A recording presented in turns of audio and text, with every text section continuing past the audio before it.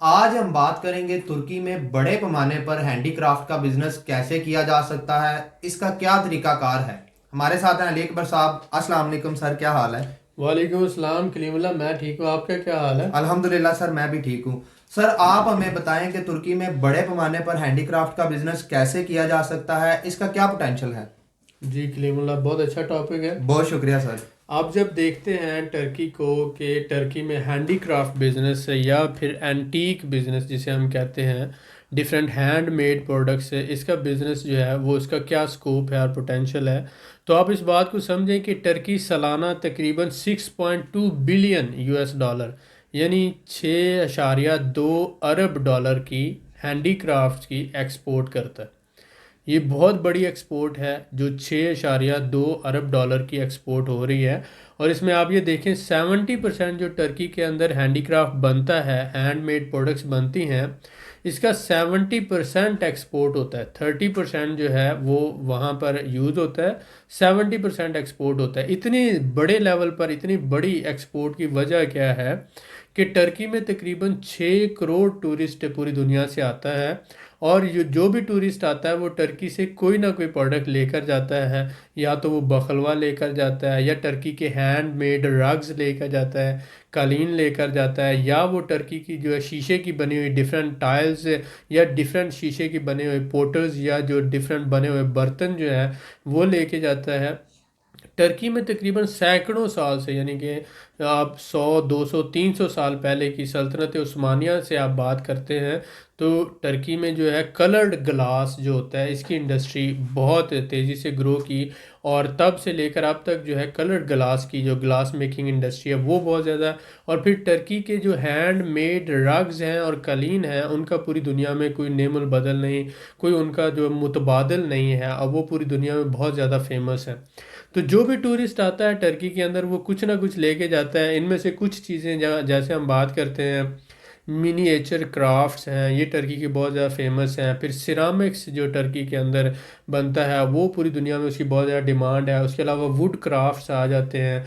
Glass work जो है Turkey का, कलर ग्लास वर्क जो है बहुत ज़्यादा फेमस है। स्टोन मेसनरी जो है, और इसके साथ साथ जो है मार्बलिंग आर्ट जो है टर्की का, ये फेमस है। कैलीग्राफी जो है डिफरेंट प्रोडक्ट्स के ऊपर जो वो करते हैं, इसका बहुत ज़्यादा जो है वो फेमस है। कारपेट वीविंग, जैसे मैंने कहा कि हैंडमेड कारपेट्स जो है, रग्स हैं डिफरेंट आ जाते हैं, वुड वर्किंग से रिलेटेड आ जाते हैं। तो जो पूरी दुनिया में उनके फेमस कारपेट्स हैं, जैसे कि हमने कहा कि अवानास कारपेट्स हैं, ये बुनियान कारपेट्स हैं, ये मिलास कारपेट्स हैं, और इसी तरह हैरके सिल्क कारपेट्स हैं। ये कुछ टाइप्स हैं जो हैंडीक्राफ्ट्स की टर्की के अंदर बनती हैं, और ये बहुत ज़्यादा फेमस है all over the world. Turkey में दो वजूहात हैं। एक तो हमने कहा कि 70% एक्सपोर्ट करता है, दूसरा 6.2 बिलियन यूएस डॉलर की एक्सपोर्ट करता है, तीसरा वहाँ पर 6 करोड़ टूरिस्ट सालाना आता है। टर्किश एयरलाइन दुनिया के हर मुल्क में फ़्लाई करती है। टर्की एक बहुत बड़ा मैन्युफैक्चरिंग और बिजनेस हब बन रहा है, और उसके साथ साथ जो है पूरी दुनिया में फेमस है। तो लोग वहाँ पर आते हैं और वहाँ से कुछ ना कुछ एज अ गिफ्ट और एज ए याददाश्त वो लेकर जाते हैं। इसलिए टर्की में जो है हैंडीक्राफ्ट बिजनेस का बहुत ज़्यादा स्कोप है। जी सर, माशाल्लाह आपने बड़े अच्छे तरीके से मेरे सवाल का जवाब दिया, मैं आपका बड़ा वेलकम। शुक्रगुजार हूँ। वेलकम। सर मैं आपसे जानना चाहूँगा कि तुर्की के किन शहरों में हैंडीक्राफ्ट बनते हैं और उनका बिजनेस होता है। जी बिल्कुल, जैसे हमने ये देखा कि टर्की में जो है टाइल मेकिंग का जो बिज़नेस है वो इज़निक शहर है, और इसके साथ साथ चुताया जो टाइल मेकिंग है टर्की की वहाँ पर होती है। उसके अलावा जो है अगर हम देखते हैं कारपेट वीविंग जो है ये मैंने जैसे आपको बताया इज़मीर और उसके सराउंडिंग एरियाज़ में। रग्स जो हैं ये बनते हैं उसाक शहर के अंदर, कोनिया के अंदर, मिलास और हैरके जो शहर हैं। चार फेमस शहर हैं जहाँ पर हैंडमेड रग्स जो हैं टर्की के वो बहुत ज़्यादा फेमस हैं। उसके अलावा पोट्री जो है एवानोस जो शहर है वहाँ पर बहुत ज़्यादा डिफरेंट टाइप्स की कलर्ड पोट्री और डिफरेंट पोट्री बनाई जाती है। गाजियान्तेप जो है, जो इसका बखलवा है टर्की का, स्वीट बखलवा, ये एक तरह की मिठाई है जो गाजियान्तेप सिटी है, ये शाम के बॉर्डर के पास है। वहाँ पर जो है ये बहुत दुनिया का सबसे बेहतरीन बखलवा वहाँ पे बनता है। और वहाँ से एजियन जो है ये कलर्ड ग्लास जो इज़मीर और उसके सराउंडिंग के एरियाज़ हैं, छोटे छोटे शहर हैं, यहाँ पर कलर्ड ग्लास इंडस्ट्री जो है डिफरेंट है, हैंड मोल्डेड, और हर एक जो भी बर्तन होगा उसका कलर डिफरेंट होगा, और ग्लास से बने हुए डिफरेंट शीशे के बर्तन जो हैं वो यहाँ पर अवेलेबल हैं। और इसके साथ साथ हमने देखा कि मार्जिन और बे बाज़ारी जो है वहाँ पर तेलकारी यानी हाथ से डिफरेंट जो है कढ़ाई जिसे हम कहते हैं एम्ब्रॉयडरी, वो तेलकारी इसको कहा जाता है, इसका मार्जिन सिटी के अंदर बहुत ज़्यादा काम है। इसके अलावा जो क्लॉथ प्रिंटिंग यानी कपड़े को प्रिंट करने का काम जो है तोज़गात सिटी का नाम है, ये बहुत ज़्यादा फेमस है वहाँ पर। और दावरिक विलेज जो है ये यहाँ पर ब्लैक सी के ऊपर है, यहाँ पर ये जो है बहुत ज़्यादा फेमस है। तो इस तरह टर्की के मुख्तलिफ़ शहरों में मुख्तलिफ़ प्रोडक्ट्स बनती हैं। फिर वो सारी प्रोडक्ट्स जो हैं वो जो इस्तंबुल है, अंटालिया है, इज़मीर है, ब्लैक सी के ऊपर सैमसन है, ये जो टूरिस्ट सिटीज़ हैं वहाँ पर शिफ्ट होती हैं, और वहाँ पर इनकी रिटेल भी होती है, होलसेल भी होती है, और फिर इसी तरह से इन शहरों से एक्सपोर्ट्स भी होती हैं। और मैंने जैसे बताया 70% एक्सपोर्ट करते हैं और अरबों डॉलर सालाना इससे कमाई होती है। जी सर, बहुत शुक्रिया। सर मैं आपसे जानना चाहूँगा कि दुनिया में हैंडीक्राफ्ट इंपोर्ट करने वाले बड़े ममालिक कौन से हैं?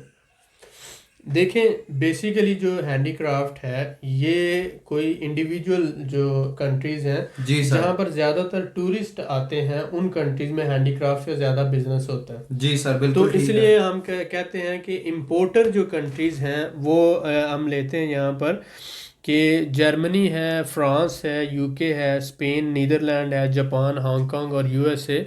ये जो है इनमें मुख्तलिफ आर्ट और हैंडीक्राफ्ट से रिलेटेड प्रोडक्ट्स जो हैं पूरी दुनिया से इंपोर्ट होती हैं।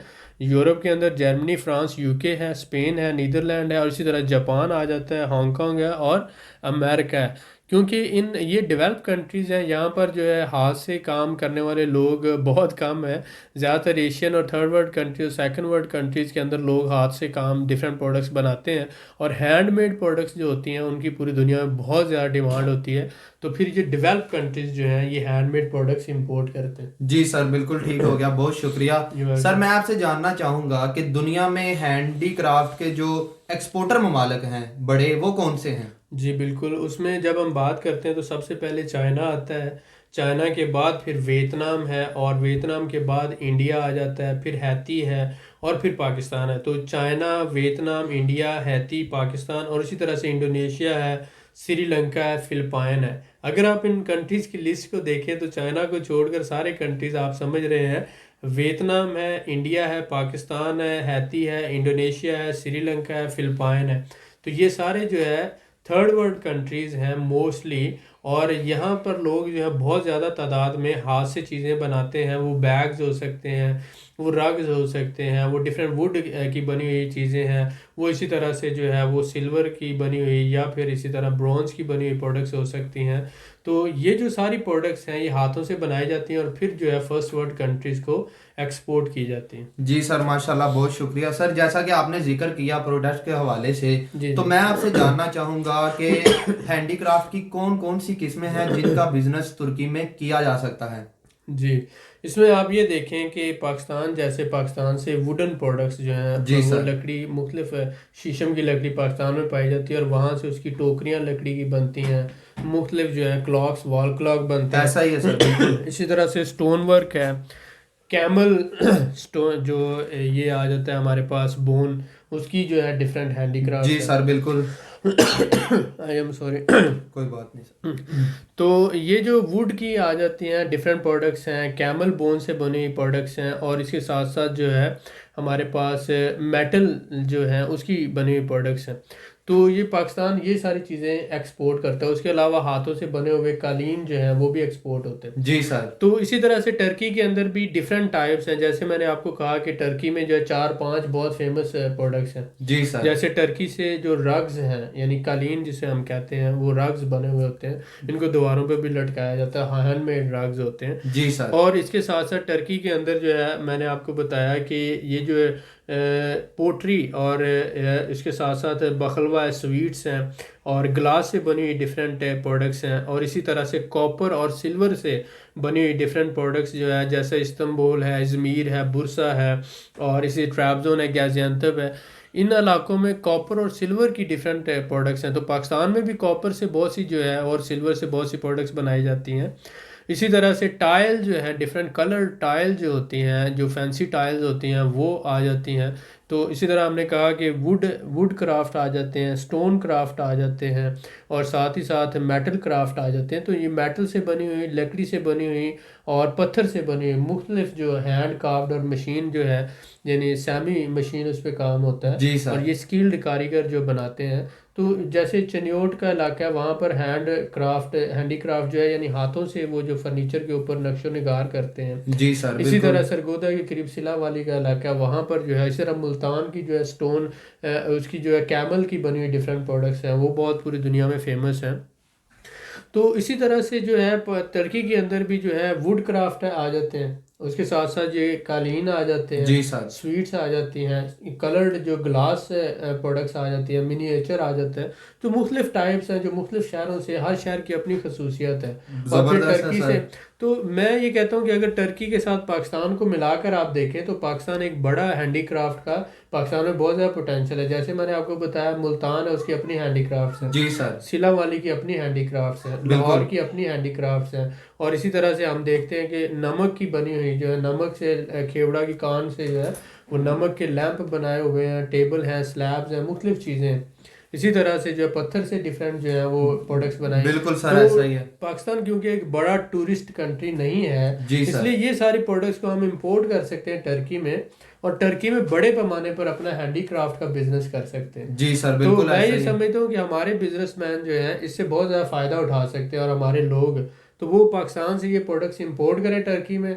और यहाँ पर क्योंकि 6 करोड़ टूरिस्ट सालाना आता है, जी तो सर। वो यहाँ पर इस प्रोडक्ट्स को जो है ना सेल कर सकते हैं ऑनलाइन भी। और साथ साथ जो टूरिस्ट एरियाज है वहाँ पर छोटे छोटे स्पॉट्स बनाकर वहाँ पर अपनी रिटेल पॉइंट्स बना सकते हैं। जी सर। टूरिस्ट हमेशा इंटरेस्टिंग चीज़ें जो है, नई चीज़ें जो हाथ से बनी हुई हैं, और वो आपको पता है इंडिविजुअल होती है, मशीन मेड तो नहीं है कि एक ही जैसी चीज़ जो हज़ारों बनी हुई होंगी। जी सर तो बिल्कुल हाथ से ऐसा ही हर है। चीज़ डिफरेंट बनी हुई होती है, और वो टूरिस्ट के लिए बहुत ज़्यादा अट्रैक्टिव होती है। वो वैसे भी और जो गिफ्ट लेके जाने होते हैं उन्होंने जो अपनों के लिए, तो जी वो जी, भी। और उसके साथ साथ यहाँ टर्की में जो आने वाला टूरिस्ट है वो यूरोप से आता है, कनाडा से आता है, अमेरिका से आता है, ऑस्ट्रेलिया से आता है, रशिया से आता है। जी सर ये फर्स्ट वर्ल्ड कंट्रीज के टूरिस्ट होते हैं, और इनके लिए ये जो है बहुत ज़्यादा अट्रैक्टिव होते हैं। उनके लिए 2 4 10 20 डॉलर कोई मान ही नहीं रखते होते। बिल्कुल सर वो ऐसा ही सारे है। 4 स्टार 5 स्टार में ठहरने वाले लोग होते हैं मोस्टली।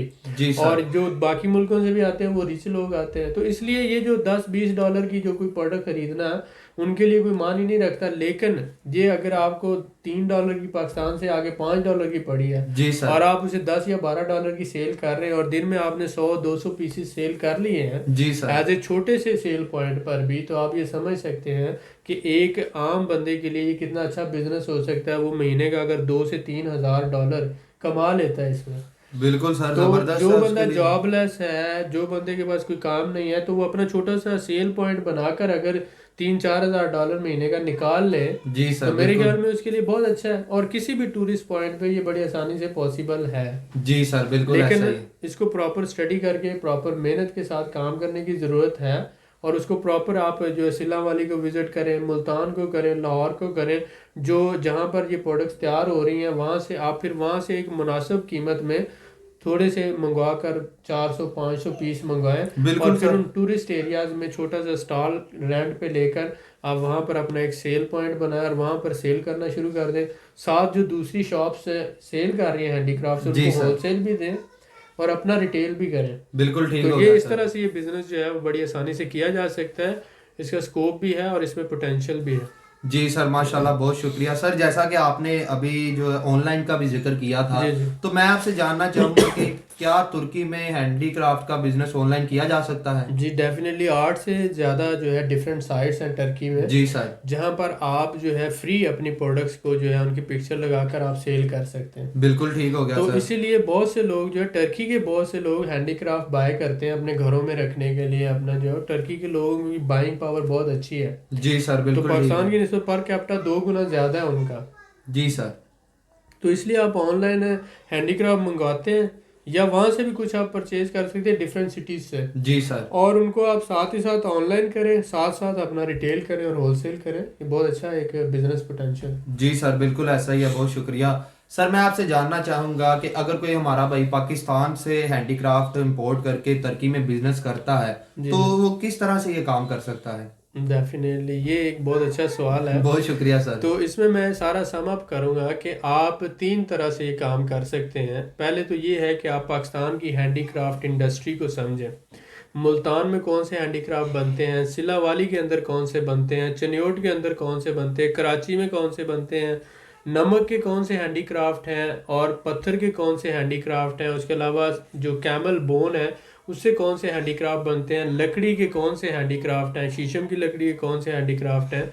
ये डिफरेंट टाइप्स जो है, पाकिस्तान का जो इदारा है हैंडीक्राफ्ट का रिलेटेड, आप उसको विज़िट करें और उसके अलावा आप मुख्तलिफ फैक्ट्रीज और एरियाज़ को विज़िट करें। आपको पता चले कि पाकिस्तान में ये हैंडीक्राफ्ट 20 से 25 किस्म के हैंडीक्राफ्ट पाकिस्तान में बनते हैं और फिर पाकिस्तान से पूरी दुनिया को एक्सपोर्ट होते हैं। जब आप इस फील्ड को समझते हैं तो फिर अगर आप टर्की में आते हैं और टर्की में आकर अपना थोड़ा सा आप जो इसके मेन इस्तांबुल है, इज़मीर है, अंटालिया है और इसके अलावा जो बड़े टूरिस्ट सिटीज़ हैं, 4 से 5 बड़े टूरिस्ट सिटीज़ हैं, उन टूरिस्ट सिटीज़ में आप एक छोटा सा अपना सेल पॉइंट बनाते हैं और जो दूसरे लोग हैंडीक्राफ्ट सेल कर रहे हैं उनको आप होलसेल भी देते हैं और साथ साथ अपनी खुद भी रिटेल करते हैं और साथ ही तीसरा आप खुद ऑनलाइन भी टर्की के अंदर इसको सेल कर रहे हैं। तो तीन तरह से आप ऑनलाइन भी सेल करें, अपने सेल पॉइंट पे भी सेल करें और होलसेल भी करें। तो आप शुरू में 500 पीसीस से 1000 पीसीस से शुरू करें और बढ़ते बढ़ते हो सकता है आपको महीने 2 महीने में टर्की में राउंड द ईयर टूरिज्म रहती है और आपको हो सकता है 5000 या 10,000 पीसेस मंगवाना पड़े। और ये आपका पोटेंशियल है, एक मुनासिब मुनाफे के साथ आप काम करें या आप आसानी से इस बिज़नेस में जा सकते हैं। जॉब ढूंढने की बजाय, कोई और काम ढूंढने की बजाय, एक तो आप अपने मुल्क को फ़ायदा देंगे, दूसरा अपनी ज़ात को फ़ायदा देंगे, तीसरा जैसे मैंने बताया 6 करोड़ टूरिस्ट सालाना आता है तो हर टूरिस्ट कुछ ना कुछ वहाँ की याददाश्तें, वहाँ से चीज़ें लेके जाना चाहता है। तो अगर आप इस पोटेंशियल को कैश करते हैं, आपके पास सोर्स है। पाकिस्तान में जो है टूरिस्ट इतना नहीं आता, आप पाकिस्तान से प्रोडक्ट्स मंगवाएं, टर्की में कुछ टर्की की प्रोडक्ट्स रखें, कुछ पाकिस्तान की, उनको ऑनलाइन भी सेल करें, होलसेल भी और रिटेल भी करें और अपने लिए एक अच्छा रोज़गार का ज़रिया आप बना सकते हैं। इसको एज ए सेल्फ मेड आप इसको काम को अच्छा कर सकते हैं। हमारा फ़र्ज़ था ये आइडिया आपके साथ शेयर किया हमने, लेकिन इस पे थोड़ा वर्कआउट करना पड़ेगा आपको अगर आप ये काम करना चाहते हैं। लेकिन इसमें मुनाफा है और जो लॉस का कोई चांस नहीं है और रिस्क फैक्टर मिनिमम है। जी सर, माशाल्लाह आपने बड़े ही अच्छे तरीके से एक्सप्लेन किया और बताया कि स्कोप भी है, इसका पोटेंशियल भी है और टूरिस्ट भी काफ़ी ज़्यादा वहाँ जी पे आता है। तो सर मैं आपका बड़ा शुक्रगुजार हूँ। वेलकम। मज़ीद मालूमात के लिए हमारे चैनल को सब्सक्राइब करें, वीडियो को लाइक करें और शेयर करें, बेल आइकन को ज़रूर प्रेस करें ताकि हमारी अगली वीडियो आपको मिल सके। अल्लाह हाफिज़।